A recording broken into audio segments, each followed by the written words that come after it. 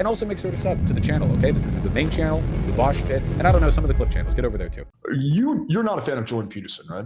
No, I'm not. Yeah, I kind of gathered that from your video. So I'll preface this by saying I'm not like some Jordan Peterson fanboy. I think he's kind of overrated in a lot of regards. And I don't think he says anything that's like radically super insightful. Like I think he's a smart guy, but I don't think he's like laying out some groundbreaking philosophy. However, I do very much find your claim that he's a fascist kind of problematic. Do you truly believe that, or was that you just being hyperbolic? I think that he enables fascism as a social movement. He personally focuses too much on hyper-individualism for me to fairly categorize him as a fascist. If I said he's a fascist, like in that language specifically, then that was incorrect of me. Okay. I do think he sort of enables that trend, though. Can you clarify, like, in which way does he enable it? Well, I think there are a couple of tenets. The biggest one by far is his insistence on the defense of Western civilization against outwardly corrosive forces. He's a big fan of the cultural Bolshevism conspiracy theory, or cultural Marxism, they call it today, which was a Nazi conspiracy theory about how Western civilization is being eroded from within by an elite group of academically inclined, subversive types, and they're trying to make people anti-white and this and that, stuff like that really bugs me. Do you think, oh yeah, sorry, I don't mean to interrupt. I just want to clarify. Do you think that he overblows it, or that he's completely wrong about that, or he's just like overblowing it? I think he's completely wrong. I think what he's referring to is just the progressive force that made Western civilization good to begin with. Because I feel like if he'd been around 400 years ago, he would have called like the Enlightenment thinkers that exactly. Because if we're ever talking about elite intellectuals undermining the tradition of Western civilization, okay, Voltaire is right up there at the top. The Enlightenment thinkers are right up there at the top. Teaching us to hate our monarchs and so on. I think it's basically, it's just a reaction to progressivism that is being framed through the logic of civilizational conflict. I think that's really dangerous. Mm-hmm. But look, my opinion is that he heavily overblows it. I don't think there's like this big conspiracy or like it's prominent, but there are elements of it which I think are small, but they do exist, like some anti-white sentiment. Like, I've met chicks like that, like, and it's really bizarre to me. Or like on TikTok, you see it a lot. Like, oh, you're a white guy, fuck you. Like automatically, like, okay, sorry for being born white. Like, let me call my parents and ask for a refund. Like that sentiment does exist. I don't think it's nearly as prevalent. But would you say it just doesn't exist at all? Like, oh no, it totally exists. Yeah. okay. I mean, it's existed for a long time, right? I mean, when the slaves were on the plantation, I imagine a lot of the words they exchanged when they're, the white benefactors. Yeah, they probably weren't too happy about that. Yeah, they're probably a little unhappy. Yeah. I think, by the way, I think it's super cringe. The anti-white, like the actual anti-white bullshit or whatever. No. I'll make jokes. I love my edgy jokes. I love my race jokes. No, But there are people who clearly like actually don't really like white people that much. I think No. it's super cringe. No, I agree. But I think it's important to understand that while that sentiment is really, really bad, it's not really a component to a broader social force against white people. Whereas if you look at other forms of prejudice like sexism or anti-black discrimination, you can see like really marked social trends. Even if those are legal discrimination today, there's like very clear patterns or like lines left in the ground as a product of that, which warrant more engagement. If the anti-white stuff ever became civically like relevant, then I think it should be pushed back against as aggressively. Yeah, no, I do think he and like somewhat similar people who are like in that category tend to overblow it. Like, I don't think it's like nearly as prevalent as they think it is. I think more of what is a more valid concern is the push against censorship and cancel culture, which I think is very real and something I've experienced. Like today, I got my TikTok taken down, I'm sorry. which is super fucking annoying. But that is one thing that I think does exist, and it's like heavily on the left. Like that is an issue that exists like primarily on the left. Like you would agree that's like an actual issue that like has social consequences, right? I think it's an issue, but I don't really think it's a left bias thing. I think in terms of cultural markers, I mean, people of all political persuasions are going to try to say like, take this down here and take this down here. But I think the main difference is that the right makes an actual legislative effort to restrict speech. You know, they've been banning books from schools recently. You've been having these laws that are trying to like censor discussion of like gay people in like elementary school or whatever. Like you can't mention it, stuff like that. These are very legislatively relevant. But Okay. usually when it's like what's going on cancel culture wise from the left, it's like accounts get taken down for overstated cases of hate speech. I've been banned from Twitch twice actually. The second time it was because I said honky, which is a racial slur, you know. Right. No. Yeah. So you know, not to say that's anti-left or whatever. That might have just been anti-me, but I agree the general trend is an issue. I just don't think it's like a left is causing the wave thing. Oh, cracker, not honky. Sorry, it was cracker. I get all the anti-white terms mixed up. So. Mm. I guess it's done differently on both sides. Like, yeah, you're right that the right does do more with the legislation. Um, I guess the big tech companies are pretty left leaning, so it would make no sense for them to, like basically go after like liberal people, right? Because like obviously they're left leaning as it is. I mean that's problematic in of itself, but that's getting into like a completely different issue. Okay, well let's go back. Let's go back to the Jordan Peterson thing. When you say he enables fascism again, like in what way does he do that? Like, do you think his rhetoric encourages it, or like what exactly? Yeah, it's mainly that cultural Marxism thing.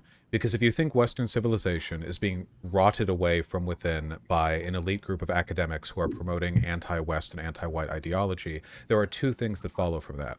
First, democracy isn't going to save you, and second, academia isn't going to save you, which means you need an anti-democratic and anti-intellectual political movement to seize power and maintain the strength of Western civilization. And in practice, this is almost always going to be a fascist sentiment. Um, Um, and you know, there are legitimate concerns I think that JP could point out, but I feel like the framework through which he's addressing these problems is one which naturally begets like a kind of a fascist response. I would argue that's a pretty like out there logical jump. Like for example, to give an analogy, like going back to what we were talking about earlier about how with hypergamy and women dating up, it would be a very extreme logical jump that for someone to say, well, because we're discussing that women date up, that we want laws to restrict women from doing that, and we want to make laws that force women to marry within their whatever fucking social market value. Like that, we don't want that clearly, right? So I feel like my thoughts when I see like Jordan Peterson talk about that stuff isn't so much that we need to go like really far in the other direction and enable fascism, but that maybe we just need to reform these academic institutions. Maybe we need more free speech. Maybe we need to challenge our ideas a little bit more. Not that we need like fascism or like some strong man to like come in and save us. No, I get that. It's just that it is ripped point for point from the cultural Bolshevism thing, which was the big Nazi talking point. Of course, they thought the elite academics were Jews. You know, they just said Jews. But in terms of the role they said the Jews played, it's basically exactly the same. You had left-leaning academic intellectuals who would pervert the sciences in order to get people to, heed degenerate and anti-civilizational prospects. And of course, we know how Nazi Germany ended up. You know, they Right. went at least a little bit fascist. I think it's possible to take a look at what he says and arrive at more moderate conclusions, but I don't think academia needs reforming in the way he's describing. I think that his views on academia are just conspiratorial. I don't think there's an anti-West bias.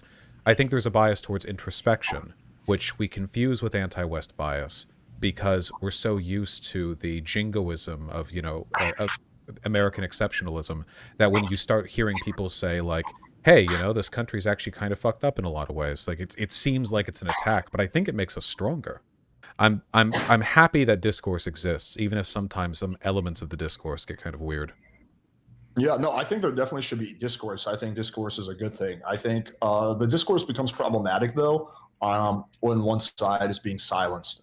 That's when, and again, like I'm generally speaking, like if you look at like my political leanings, I'm probably much more on the left than I am on the right. Like in terms of like the big issues, like environment, taxation, legalization of drugs, and whatnot. Uh, but I'm certainly not in favor of like silencing anybody. But when you have an environment where I don't think most colleges are guilty of this, but some colleges where people are being silenced, like that becomes like problematic in my opinion. No, yeah, it depending on how it's done.